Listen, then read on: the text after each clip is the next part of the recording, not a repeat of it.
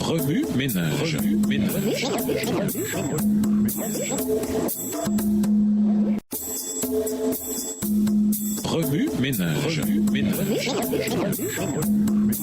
Bienvenue à notre émission Remue-ménage. Nous leçon de mardi, investiguer. Lisons Exode 20, le verset 1 à 17, le Somme 1, Romains 8, verset 4, Hébreux 10, verset 16 et 17, et Galates 5, les versets 22 à 25. Exode 20, les versets 1 à 17. Alors Dieu prononça toutes ces paroles en disant : Je suis l'Éternel ton Dieu qui t'ai fait sortir du pays d'Égypte, de la maison de servitude. Tu n'auras pas d'autre Dieu devant ma face. Tu ne te feras point d'image taillée, ni de représentation quelconque des choses qui sont en haut dans les cieux, qui sont en bas sur la terre, et qui sont dans les eaux plus bas que la terre. Tu ne te prosterneras point devant elles, et tu ne les serviras point, car moi, l'Éternel ton Dieu, je suis un Dieu jaloux, qui punit l'iniquité des pères sur les enfants, jusqu'à la 3e et la 4e génération de ceux qui me haïssent, et qui fait miséricorde jusqu'en 1000 générations à ceux qui m'aiment et qui gardent mes commandements. Verset 7. Tu ne prendras point le nom de l'Éternel ton Dieu en vain, car l'Éternel ne laissera point impuni celui qui prendra son nom en vain. Souviens-toi du jour du repos pour le sanctifier. Tu travailleras 6 jours et tu feras tout ton ouvrage. Mais le 7e jour est le jour du repos de l'Éternel ton Dieu. Tu ne feras aucun ouvrage, ni toi, ni ton fils, ni ta fille, ni ton serviteur, ni ta servante,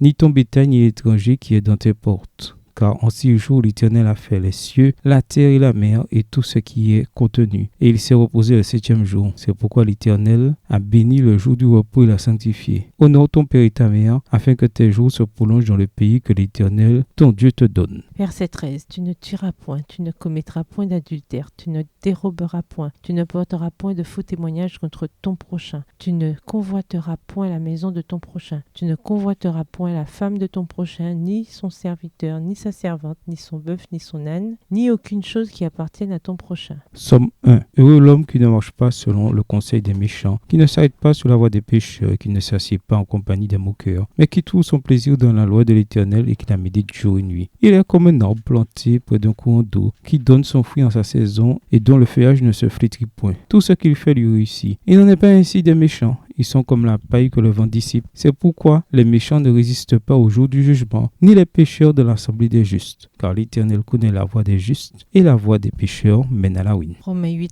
le verset 4. Et cela afin que la justice de la loi fût accomplie en nous qui marchons non selon la chair, mais selon l'esprit. Hébreux 10, versets 16 et 17. Voici l'alliance que je ferai avec eux. Après ce jour-là, dit le Seigneur, je mettrai mes lois dans leur cœur et je les écrirai dans leur esprit. Il ajoute, et je ne me souviendrai plus de leurs péchés ni de leurs iniquités. Galates 5, les versets 22 à 25. Mais le fruit de l'esprit, c'est l'amour, la joie, la paix, la patience, la bonté, la bénignité, la fidélité, la douceur, la tempérance. La loi n'est pas contre ces choses. Ceux qui sont à Jésus-Christ ont crucifié la chair avec ses passions et ses désirs. Si nous vivons par l'esprit, marchons aussi selon l'esprit. Remue-ménage. Quelle relation ces versets ont-ils avec le passage principal? Quels autres versets ou promesses vous viennent à l'esprit en rapport avec Lévitique, le chapitre 26? Au revoir. Et à demain si Dieu veut.